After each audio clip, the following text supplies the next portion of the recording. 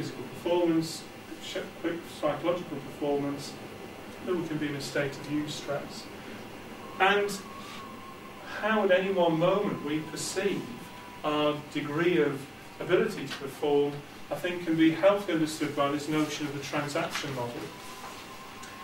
Now, the transaction model says that at any moment our instinctive circuitry, our limbic system, is appraising every moment to say, is there something threatening occurring in this situation? Are there things occurring in this situation that I feel I can manage or I can't manage? And it appraises that situation saying, have I got the resources to manage the stresses? But the key thing is, have I got the perceived resources to manage those perceived stresses? So in any given situation, how we perceive our resources, how we perceive the stresses can change. If we feel we have got the resources and that they outweigh the impact of these perceived stresses, then we'll perceive ourselves to be in eustress. We'll have a positive experience in that situation. Whereas if the stressors feel like they outweigh the resources, then we'll be in a state of distress. But the crucial point there is it's the perception that if we perceive the stresses to be overwhelming, to be beyond, out of our control, then the resources that we may actually have may not be felt to be sufficient to manage that. Hi.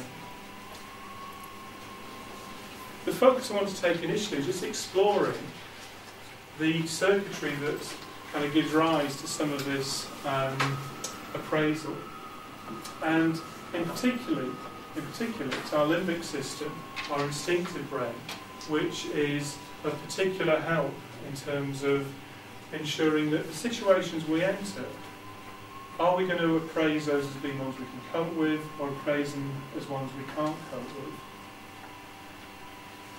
Our limbic system receives sensory information that very quickly assesses the content of that sensory information from our eyes, our ears, bodily sensations, internal sensations. All the senses come in to the limbic system and get appraised for the content of whether there's potential threat and potential reward, things that we might have as desired outcomes. It's fast, it's instinctive, it references past experience for how to behave in a given situation. And the consequent reactions are based on momentary survival. And I think that's a crucial point, that that limbic system, it assesses things here and now, right this minute, what's going to help me survive. It doesn't care about what's going to happen in a minute, 5 minutes, 10 minutes time. That's way off into the future. It's here and now. Is that where the fight or flight comes? Yeah, exactly. So yeah, that fight or flight can be initiated as the limbic system's way of protecting us in a given situation. I think a classic example of that is what happens in people with phobias. That someone who has a spider phobia, however much out of the situation of encountering a spider, they can say, it's an irrational phobia. I know the spider's not going to do me any harm. The size of it, the venomousness of spiders in this country isn't particularly worrying. So there's little rational reason to be afraid of spiders. However, due to whatever experiences, when someone who's got a profound spider phobia encounters one, their limbic system in that moment treats the spider as being a survival threat. It says, if you're in the presence of that spider, your life is threatened, and it does behaviours to get you out of there, or do what's necessary. And in some ways, every time it successfully gets you away from that devastating threat of the spider, it then reinforces the circuitry to say, fantastic, did it again. And actually will say, not only does that kind of particular sort of spider I first started being phobic to, but maybe just the shape of a kind of hairy leg or something like that might trigger it off, and I can have a successful survival response to other things as well that look similar to that. There's the classic case, I don't know if you're aware of, is it Albert and the White Rabbit? This little kid, in the 20s or 30s, this early psychologist took a small infant And every time they showed him a white rabbit, they gave him a painful stimulus. And the poor little fella quite rapidly became afraid every time he saw this white rabbit, this little white stuffed rabbit. But unfortunately, he generalised it to kind of white, vaguely rabbit-shaped anything at all. And so was going into fearful responses whenever he encountered anything even vaguely kind of white and rabbit-like. So the limbic system is helping us survive, but the major problem with it is that its responses, because they're instinctive and momentary survival decisions, aren't necessarily helpful for us in terms of managing the breadth of our life.